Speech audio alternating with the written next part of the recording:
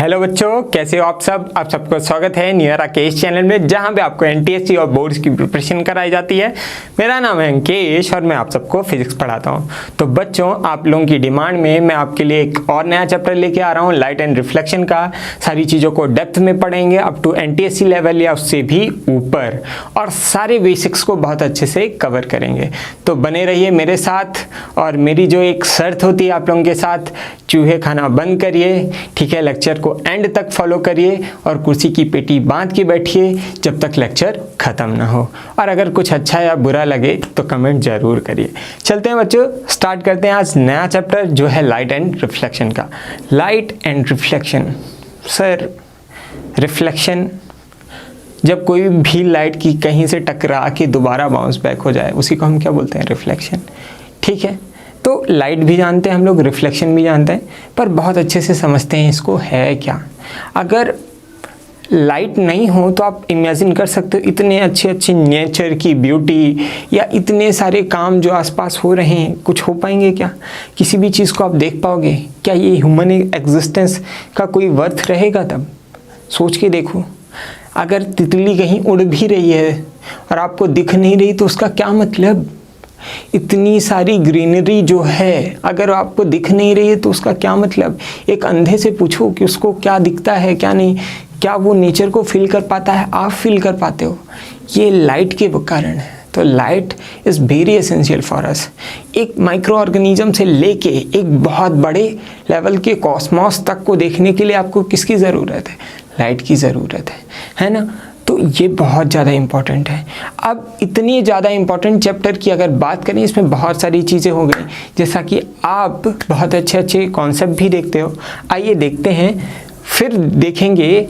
जैसा मैं अगर कोई भी चैप्टर स्टार्ट करता हूँ उसके पहले उसके इम्पोर्टेंस को ज़रूर बताता हूँ आपको, उससे रिलेटेड कुछ क्यूरियस क्वेश्चन ज़रूर लेता हूँ जिससे आप उस चैप्टर की इम्पोर्टेंस को फील कर सकें और क्या करें, और उस चैप्टर को बहुत अच्छे से आप पढ़ें जिससे आपका मन लगे। तो चलते हैं बच्चों, देखते हैं कुछ क्वेश्चन जो हम डेली लाइफ में ज़रूर ही देखते हैं। आओ देखते हैं कौन कौन से क्वेश्चन हैं बच्चों। आइए देखते हैं। तो अगर बात करूं मैं, जैसे स्काई हमको नीला ही क्यों दिखता है? अगर लाइट नहीं होगी तो क्या रात में भी वो नीला ही दिखता है क्या हमको? नहीं ना। नीला क्यों दिखता है? और लाइट नहीं रहेगी तो स्काई दिखता ही नहीं है, ब्लैक क्यों हो जाता है? बहुत सारे क्वेश्चंस हो गए। दूसरा, जैसे पत्ती, अगर मैं बात करूं, कोई भी लीफ है वो हमें हरी या नीली क्यों दिखती है? ठीक है, ये सारी किसके फिनोमिनन्स है? लाइट के फिनोमिनन है। ये लाइट के अलग अलग नेचर हैं। क्या वाइट लाइट की अगर बात करें, जैसे ट्यूबलाइट से आती है, क्या वो वाइट ही है या वो बहुत सारे कलर से मिलके बनी हुई है? ये भी बहुत अच्छा क्वेश्चन है। ऐसे करके बहुत सारे क्वेश्चन हैं जो हमको क्या करते हैं बच्चों? क्यूरियस करते हैं। ठीक है, तो चलिए एक एक करके इन क्वेश्चंस को डिस्कस करेंगे। सबसे पहली बात कि हमारा स्काई ब्लू क्यों होता है, ये सारी चीज़ को हम बहुत अच्छे से लास्ट में कवर तो करेंगे बच्चे, और सारी चीज़ों को डिस्कस करेंगे कि इनका फिनोमिनन्स का नाम क्या है। पर मैं आपको थोड़ा इंटरेस्ट जगाने के लिए अभी बता देता हूँ कुछ कुछ चीज़ें। जैसे एक वाइट लाइट की बात करें, हमको लगता है कि एक कलर सिर्फ उस पर क्या होता है? वाइट। पर अगर बात करें वाइट लाइट की, तो वाइट लाइट, ये जो वाइट कलर की लाइट है, ये मेड ऑफ 7 कलर्स। कौन सा? VIBGYOR। किससे मिलके बना हुआ है बच्चों? विबग्योर।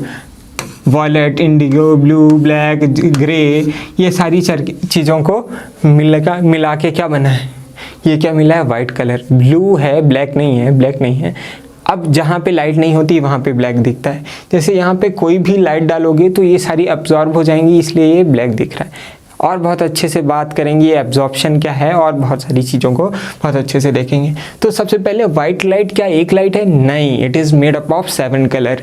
नीली कलर की लाइट, पीली कलर की लाइट, है ना, रेड कलर की लाइट। जब सारी लाइट्स एक साथ मिक्स हो जाती हैं तो वो क्या मिलाती हैं? बन के बनाती हैं वाइट लाइट। तो सबसे पहला मिसकंसेप्शन जो हमें वाइट लाइट दिखती है, ये एक कलर की लाइट नहीं है, इस पर बहुत तरह की लाइट्स होती हैं। मेनली हम 7 कलर को डिफ्रेंशिएट कर पाते हैं अलग अलग आँखों से अपने, इसलिए हम क्या बोलते हैं? 7 कलर से। नीला, फिर हल्के का हल्का नीला, फिर हल्के का हल्का नीला, ऐसे करोगे तो बहुत सारा बैंड क्रिएट होगा। तो ये सारा बैंड किसके अंदर है? वाइट लाइट के अंदर है। समझ में आया बच्चों? तो इस तरीके से हम देख सकते हैं। अब एक चीज़ और बताऊं, ये हमको कैसे पता चला, हमने बहुत सारे एक्सपेरिमेंट किए बच्चों। जैसे इधर अगर बात करें, मान लो आपके पास एक टॉय है, ये किस कलर का है, ये होगा येलो कलर का। एक दूसरा टॉय है आपके पास जो है किस कलर का, सर ब्लू कलर का। ठीक है साहब, ठीक है। अब इस टॉय को, और एक तीसरा टॉय है हमारे पास जो है बच्चों रेड कलर का। ठीक है, कौन से कलर का बच्चों, रेड कलर का।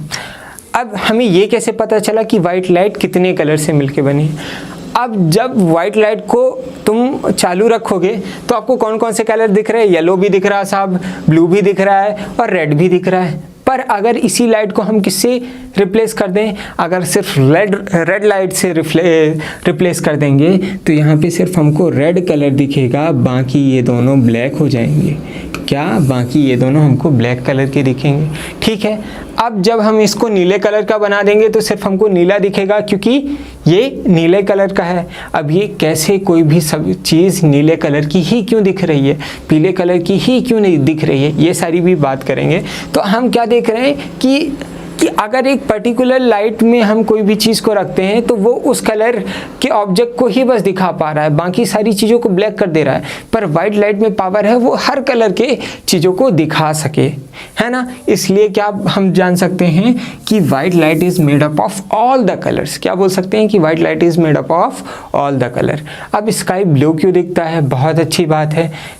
हमारे पास जो सन से रेज आती हैं वो एक्चुअल में वाइट होती हैं, पर हमको सन येलोइश या रेडिश कभी कभी दिखता है। क्यों, क्योंकि वहाँ से आते आते बहुत सारी रेज क्या हो जाती हैं, फैल जाती हैं। जो लाइट है वो क्या हो जाती है, फैल जाती है।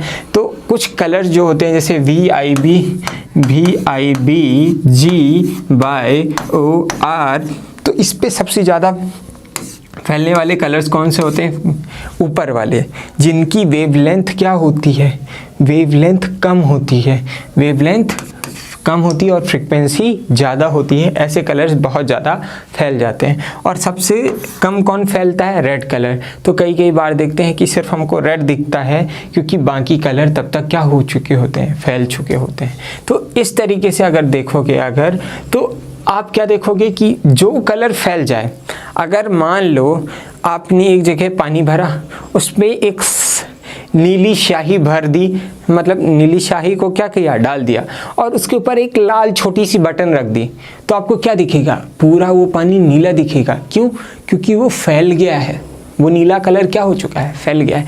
इसी तरह हमको स्काई क्यों दिखता है, स्काई इसलिए ब्लू दिखता है क्योंकि जो वाइट लाइट है ये डिफरेंट कलर से मिलके बनी होती हैं। उसके कुछ कलर्स जो हैं बहुत जल्दी फैल जाते हैं, जैसे नीला हो गया, ये क्या है, बहुत जल्दी फैल जाता है, और बाकी कलर्स फैलते नहीं हैं। तो सन से सिर्फ रेड लाइट आती है, बाकी जो ब्लू कलर फैल जाता है तो वो हमको क्या है, चारों तरफ अपने आसपास दिखने लगता है। तो इस तरीके से हम इसको देख सकते हैं। चलो दूसरा भी हमारा क्लियर हो गया कि स्काई ब्लू क्यों होता है, ये 7 डिफरेंट कलर से क्यों मिलके बना है, ठीक है ना। What causes the particular colour of an object. जैसे मैंने एक सुपर टीचर की टी शर्ट पहनी हुई है, ये ब्लू कलर की ही क्यों है, और इस पे जो सुपर टीचर जो लिखा हुआ है ये येलो कलर का ही क्यों लिखा है। एक्चुअल में बच्चा अगर बात करें तो हमारे पास 2 तरह के ऑब्जेक्ट्स होते हैं, एक ल्यूमिनस ऑब्जेक्ट और नॉन ल्यूमिनस ऑब्जेक्ट। हमको पता है सर, ऐसे ऑब्जेक्ट जिनकी खुद की लाइट हो, जैसे ट्यूबलाइट जो खुद की लाइट होती है, ठीक है, जैसे सन हो गया, ये क्या है, ल्यूमिनस ऑब्जेक्ट है। नॉन ल्यूमिनस ऑब्जेक्ट की बात करें वो कौन से होते हैं, नॉन ल्यूमिनस ऑब्जेक्ट की अगर बात करें वो होता है आपका मून, जो सन की लाइट से क्या है, जिंदा रहता है। जैसे अगर बात करें, जैसे मेरा चेहरा ग्लो कर रहा होगा, बहुत ग्लो कर रहा होगा, ऐसा कुछ नहीं है ना। तो चेहरा हमारा दिख क्यों रहा है, क्योंकि लाइट वहाँ से ल्यूमिनस ऑब्जेक्ट से नॉन ल्यूमिनस ऑब्जेक्ट में पड़ रही है। तो 2 तरह के ऑब्जेक्ट होते हैं, ल्यूमिनस और नॉन ल्यूमिनस। अब कोई भी ऑब्जेक्ट का पर्टिकुलर कलर कैसे दिखता है, ठीक है, एक फिनोमिनन होता है रिफ्लेक्शन। जैसे मान लो इसके ऊपर लाइट पड़ी और रिफ्लेक्ट होके आपके आँख में आ गई, तो जो रिफ्लेक्टेड लाइट आपके आँख में आई है, जो रिफ्लेक्टेड लाइट आपके आँख में आई है, उसी को हम क्या बोल देते हैं, उसी को हम क्या बोलते हैं कि वही कलर हमको दिखेगा। जैसे सपोज करो यहाँ से वाइट लाइट आई, यहाँ से आपके पास वाइट लाइट आई, ठीक है, और वाइट लाइट इसके ऊपर पड़ रही है, पर ये ग्रीन क्यों दिख रहा है? ये सारी वाइट लाइट क्या है, बहुत सारे कलर से मिलके बना हुआ है, ये सारे कलर्स को क्या करेगा, एब्जॉर्ब कर लेगा। पर ये एक कलर जो नहीं एब्जॉर्ब कर पा रहा है वो ग्रीन कलर है। ये ग्रीन कलर को एब्जॉर्ब नहीं कर पाएगा तो ग्रीन कलर को क्या कर देगा बच्चों, रिफ्लेक्ट कर देगा।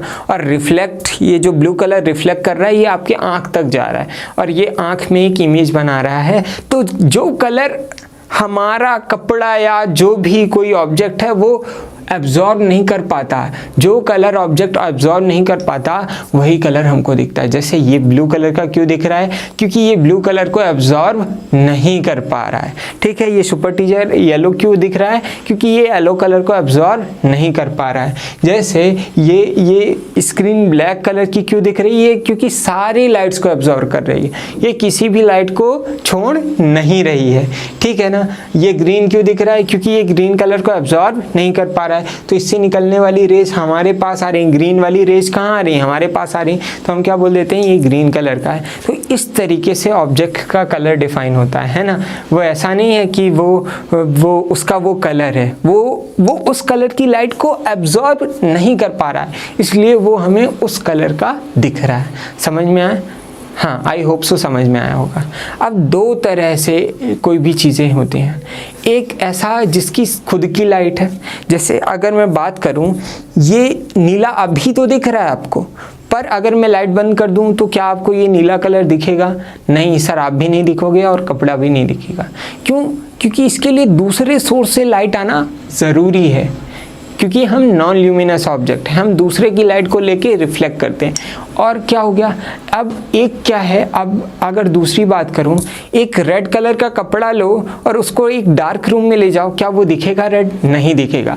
पर वहीं पे एक रेड हॉट आयरन को लेके जाओ, रेड हॉट आयरन को लेके जाओ और आप कहीं पे रख दो, पर कितना भी डार्क में आप रख दोगे उसको, उसका कभी भी लाइट रेड कलर ऐसा है कि दिखना बंद हो जाए? नहीं, वो हमेशा रेड दिखेगा, भले डार्क है तो क्या हुआ, क्योंकि वो उसके पास खुद की लाइट है। तो क्या हो सकता है, दो तरह की लाइट हो सकती है, या कि खुद की हो सकती है या दूसरों की उधार लेके हम रिफ्लेक्ट करें, तो ठीक है।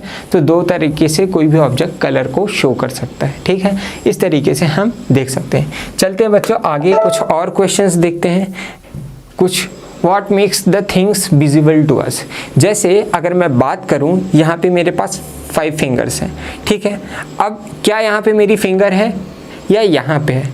सर यहाँ पे है पर यहाँ पे नहीं है।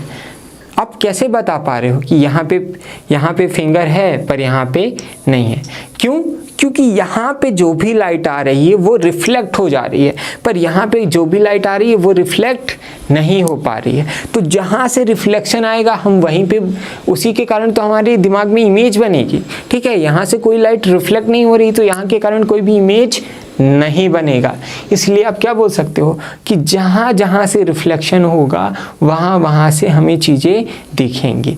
तितली हमको इसी शेप की क्यों दिखती है? मेरा मुंह ऐसा ही क्यों दिख रहा है? क्योंकि मेरे मुंह से ऐसा ही रिफ्लेक्शन निकल के आ रहा है जो आपकी आंख तक पहुंच रहा है, ठीक है। इस तरीके से सारी चीज़ों को हम देख सकते हैं। अब आपने बहुत अच्छे से देखा होगा कि बारिश के बाद रेनबो फॉर्मेशन भी होता है। क्या होता है बच्चों? बारिश के बाद अगर बात करें तो क्या होता है? Rainbow formation. क्या होता है बच्चों? Rainbow formation. तो आप अगर देखे होंगे तो ये क्यों होता है? ये क्यों होता है, कोई बता सकता है? हाँ सर, क्यों? क्योंकि रेन के बाद पानी के कण या वाटर ड्रॉपलेट्स वहाँ पे रहते हैं और वो किसके तरह बिहेव करते हैं? एक मीडियम की तरह बिहेव करते हैं, जिससे लाइट क्या होती है? टूट जाती है, बिखर जाती है अपने कलर्स पे।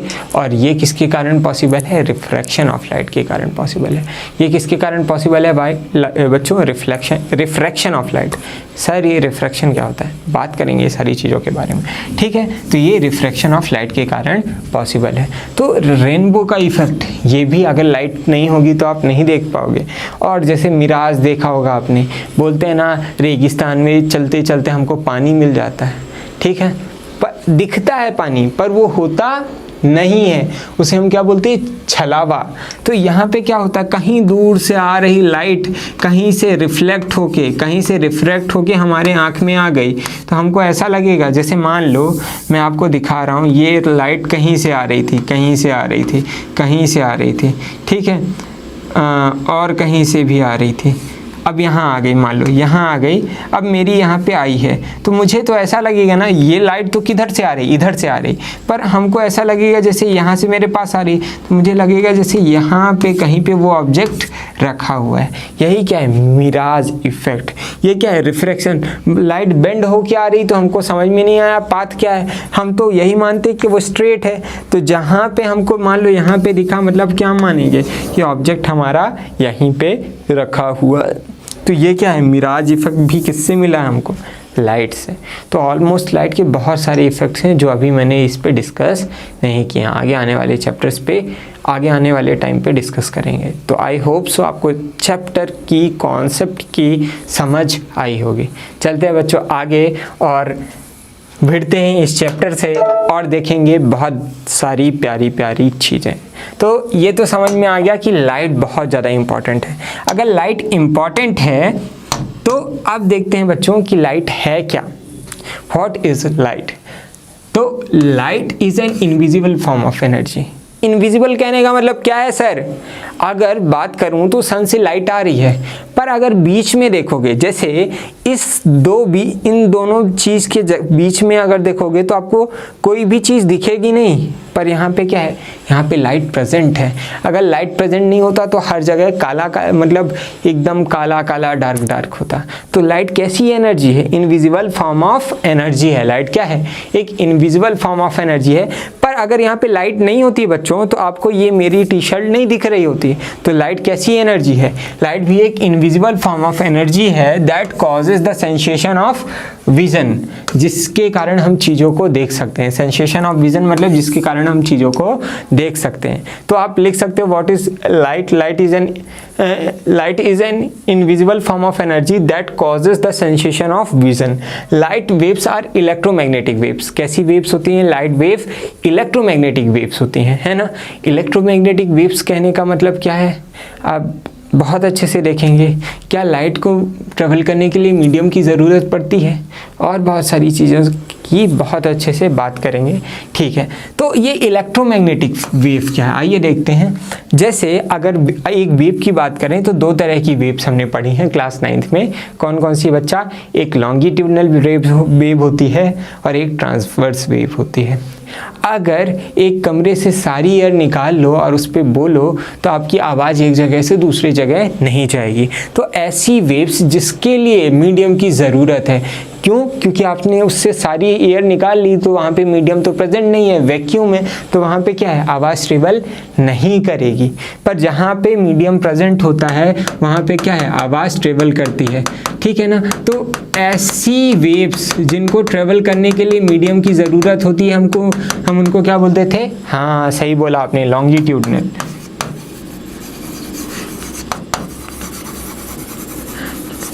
Longitudinal waves. और ऐसी वेव्स जिनको ट्रेवल करने के लिए मीडियम की ज़रूरत नहीं होती है, वो कहीं पे भी ट्रेवल कर जाती थी, तो हम उनको ट्रांसवर्स वेव कहते थे। और ट्रांसवर्स वेव कैसी वेव होती हैं, मैकेनिकल वेव होती हैं, ठीक है। अब ट्रांसवर्स वेव दो तरह की होती हैं, एक उनको जिनमें मीडियम की ज़रूरत होती है, एक ऐसी जिनको मीडियम की ज़रूरत नहीं है। तो इलेक्ट्रोमैग्नेटिक ट्रांसवर्स वेव ये हैं जिनको मीडियम की ज़रूरत नहीं है। ऐसी वेव जिसको एक जगह से दूसरे जगह तक ट्रांसफ़र होने के लिए किसी भी मीडियम की ज़रूरत नहीं है। तो हमेशा याद रखना कि लाइट कभी भी कहीं से कहीं तक जा सकती है, उसको किसी भी मीडियम की ज़रूरत नहीं है।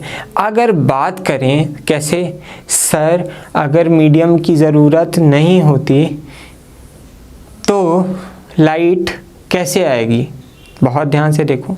अगर मैं बात करूं सन और अर्थ के बीच में, सन और अर्थ के बीच में अगर बहुत अच्छे से बात करूँ, ये सन है और ये अर्थ है, इसके बीच में बहुत सारा वैक्यूम है जहाँ पे कोई भी एटमॉस्फेयर या कोई भी चीज़ प्रेजेंट नहीं है। फिर भी जो सन की लाइट है वो अर्थ तक आती है। अगर मीडियम की ज़रूरत पड़ती तो वो बीच पे जब एटमॉस्फेयर है ही नहीं तो वो कैसे आ पाती, है ना।